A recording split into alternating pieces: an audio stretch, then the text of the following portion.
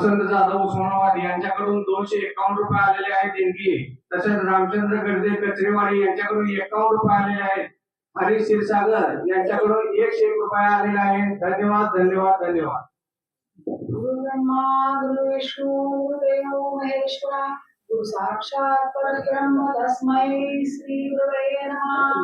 प्रभूजी आपले महाराजांची आज्ञा घेऊन मी माझे 2 शब्द अनुभवाचे मला सांगायचा प्रयत्न करते। खरं तर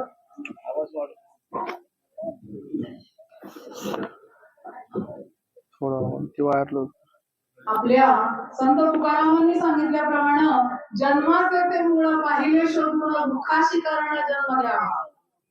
जैसी गंगा वाहे तैसे त्याचे मन भगवंत जाणा त्याचे दोन। आता हरिभक्त परायण पावसाळ महाराजांनी तो अभंग घेतला की सद्गुरु सारिका असा पाठी राखाय त्याचा लेखा पूर्ण राजियाची कांदा काय भीक मागे मनाची आजोगे सिद्धी पावे। आमचे सद्गुरु साक्षात प्रभूजी आकळे महाराज अखंड आमच्या बरोबर असताना काय कमी आहे हो।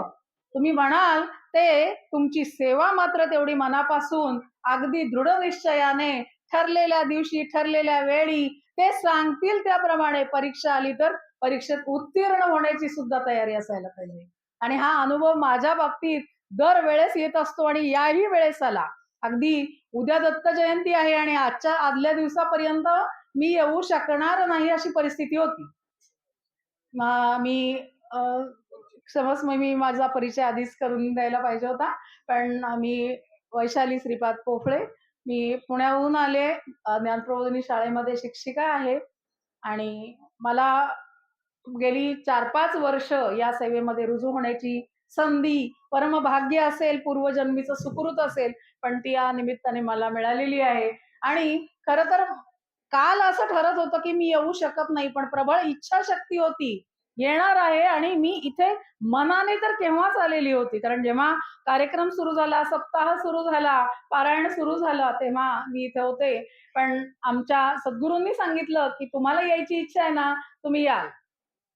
हे एवढे एक शब्द माझ्यासाठी खूप ब्रह्मासारखे आहेत। म्हणजे शब्द हे प्रमाण रघुवंश राजांनी म्हणजे प्रभू रामचंद्रांनी जसं सांगितलं की शब्द हे प्रमाण, तसंच आमच्या सद्गुरूंनी पण हेच सांगितलं। पण आपले शब्द आपल्याला पाळता येणं हे फार महत्वाचं आहे। शब्द हे फार मौल्यवान आहेत की शब्द दिल्याने एखाद्याची इच्छा पूर्ण होते, पण शब्द न पाळल्याने तो जो अवमान होतो तो मात्र कशातही भरून निघणे नाही।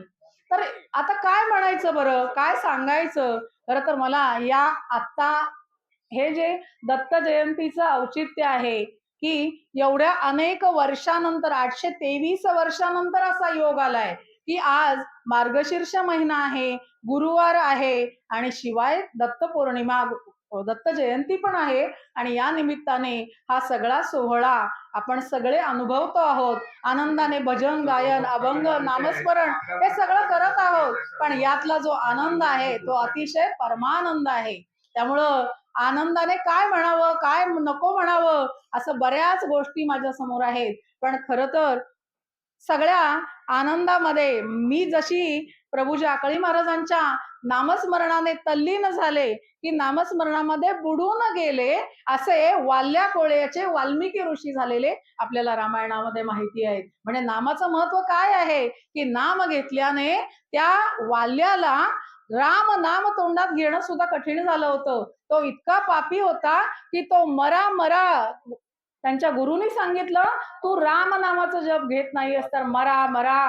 5000 वर्षापूर्वीचे हे सगळं या सगळ्या गोष्टी आहेत आणि हे सगळं जसं घडलं तशी त्याची प्रचिती आली। चांगल्या कर्माचं फळ चांगलंही मिळालं, वाईट कर्माचं फळ वाईटही मिळालं। श्रावण बाळाने दिलेला त्रास राजा दशरथाला तो जेवलेलं ताट उभंच आहे।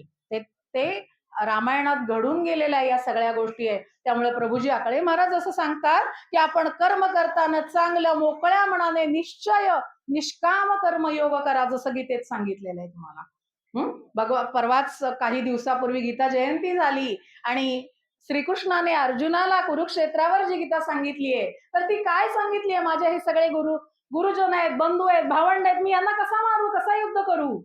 पण श्रीकृष्णाने सांगितलं की नाही, जेव्हा द्रौपदी वस्त्रहरण चालू होतं तेव्हा हे बंधू भगिनी कुठे होते?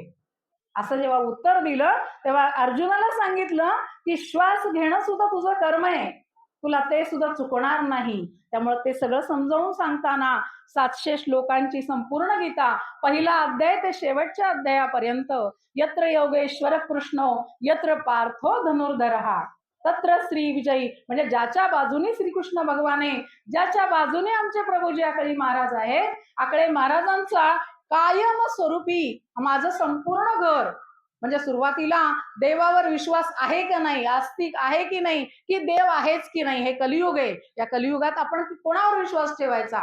पण जशी जशी आम्हाला प्रचिती येत गेली, जसे जसे आमच्या घरामध्ये वेगवेगळ्या चमत्कार नाही म्हणायचंय मला, पण त्या पद्धतीने माझं घर आनंदाने भरून गेलं.